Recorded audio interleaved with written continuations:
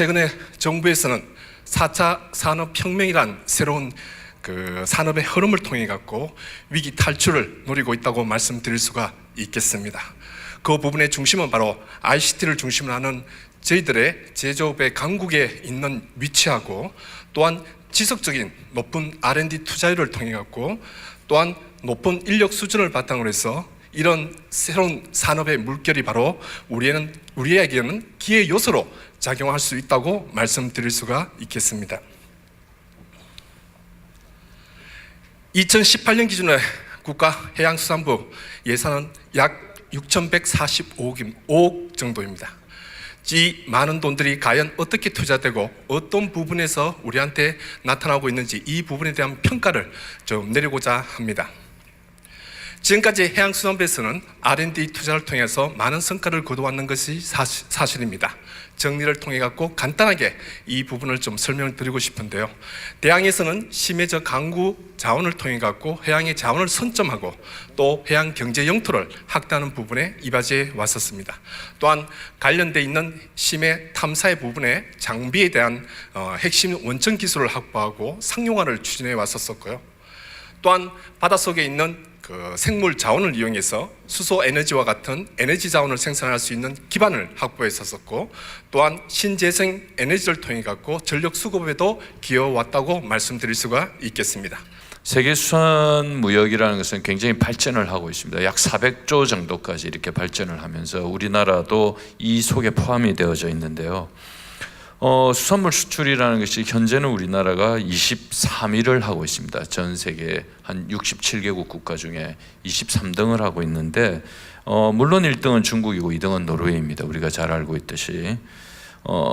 근데 이런 과정들을 최근에 한 4년, 5년 정도의 내용을 한번 데이터를 가지고 분석을 해보면요, 노르웨이가 굉장히 급성장을 하고 중국은 큰 수출국이면서도 정체하는 현상을 보이고 있습니다. 우리가 관심을 가지고 있는 것은 두 번째 2위 그룹을 우리가 봐야 되는데요. 국가적으로나 지역적으로 해양 신산업을 육성하는데 가장 큰 문제점이 뭐냐? 여러 가지 문제점이 있지만 아까 발표자께서 지적하셨지만 이것에 대한 산업계의 생태 영향이 어디에 미쳤느냐에 존재합니다. 여러 가지 우수한 교육과 연구기관에서 기술 수준 능력, TRL 6단계, 실용화 이전 단계까지는 훌륭한 연구 성과를 내지만 실용화 단계에 해당되는 7, 8, 9단계에 가서는 멈춰서 있습니다. 그 멈춰선 가장 큰 이유는, 물론 아까 데스밸리라는 말씀도 하셨지만 가장 큰 것이 그 6단계까지 이끌어온 것을 산업화, 실용화까지 이끌어내는 산업 역량이 부족했다라는 것이 이제까지의 과학기술 정책상의 평가 결과입니다. 따라서 이 여러 가지 아이템이 해양 신산업을 부산에 접목시켜서 부산의 산업을 발전시킨다라는 목적이라면 우선 역량 분석이 진행되어야 된다고 생각합니다. 부산의 역량 분석을 진행하고 그 역량 분석에 적합한 연구 분야를, 사업 분야를 선정한 다음에 그것을 갖다가 도전해서 연구비를 획득하고 연구 결과를 6단계까지 만들어낸 다음 7, 8, 9단계로 이전시키는 이런 아주 체계적이고 지혜로운 접근이 필요합니다. 지금 현재 대부분의 해양 산업, 또는 그걸 영어로는 블루 이코노미 또는 오션 이코노미라고 부르는 건데, 특히 유럽 연합을 중심으로 해서 블루 이코노미를 부흥하기 위한 그런 정책들이 10여 년 전부터 아예 EU 전체의 정책 목표로 해서 지금 매우 집중적으로 추진되고 있고요.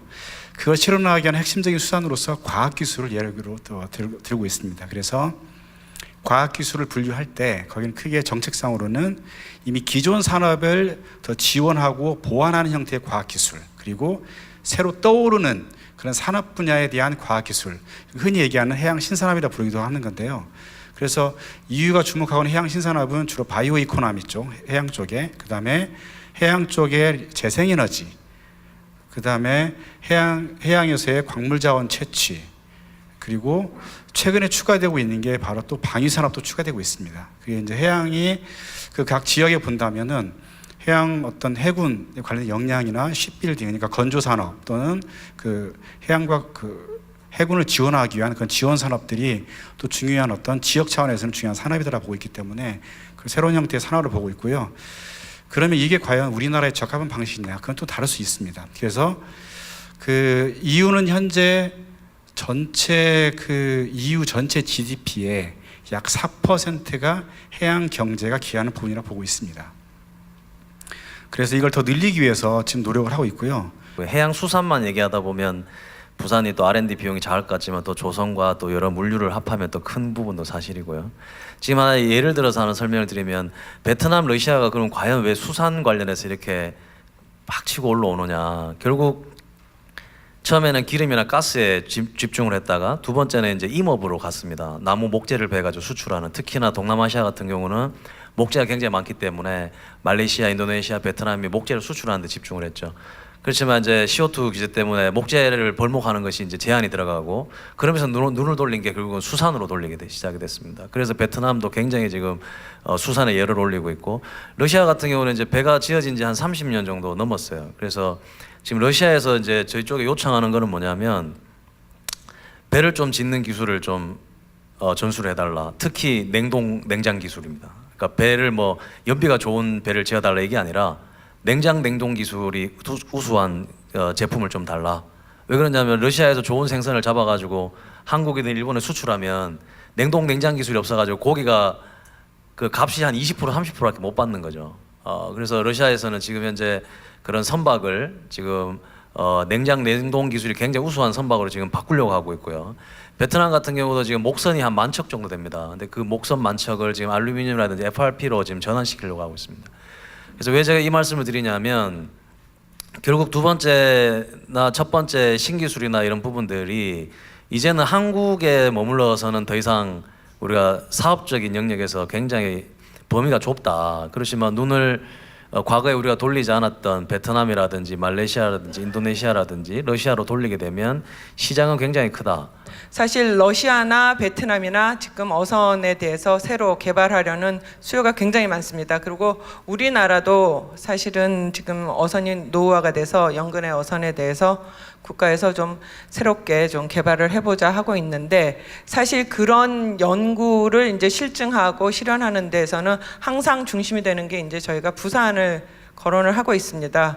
근데 막상 보면 부산에 어선을 지을 조선소라든가 수산기자재 산업을 여기서 뭐 굉장히 활성화돼 있다고 하는데 막상 보면 국산 기자재가 없다던가 뭐 이런 애로사항이 굉장히 많습니다. 그래서 그 부분에 대해서 좀 그 부산시에서 좀 신경을 써주시는데, 마침 오늘 그 해양 그 금융공사에서 이제 여러 가지 발표 뭐 원장님부터 하셨는데 제가 그걸 보면서 아까 연근의 어선 뭐 그 개발하는데 그 현대화하는데도 이제 그 금융을 좀 지원하시겠다는데, 사실 그것뿐만 아니라 수산 기자재 산업도 아이템이 될 수가 있습니다. 그리고 지금 수산물 유통 가공 공장 그 인프라 관련해서도 제가 보기에는 이 해양금융공사에서 조금만 더 이렇게 비즈니스 모델을 개발하시면 어떻게 보면 굉장히 그 높은 투자 기회가 될 것 같습니다. 1999년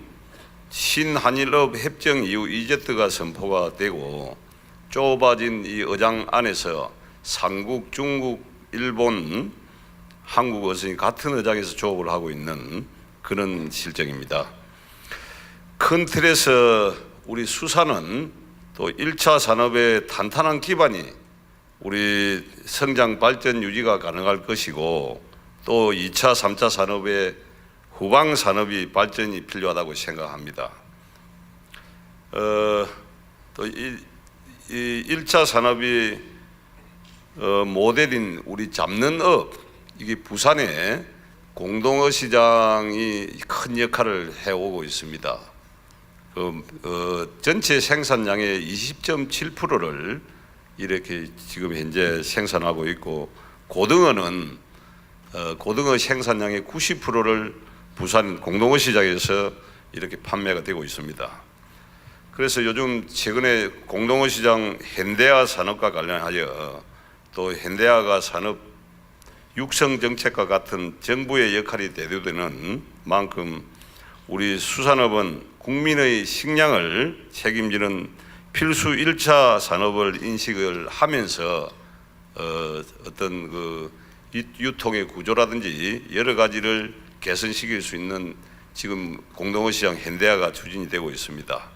오늘 발표를 해주신 장영수 교수님의 어떤 그 물류 허브로서의 부산을 또 우리가 생각을 안 할 수가 없고 그것을 그것을 달성하기 위해서는 금융공사의 활용도 필요하고 또 수산이 공동어시장 개념을 접목시켜서 잘 활용을 하면은 수산업이 또 다른 측면에서 발전할 수 있는 요소가 될 것이라는 수산 관계에 대한 발표에 대한 토의였습니다.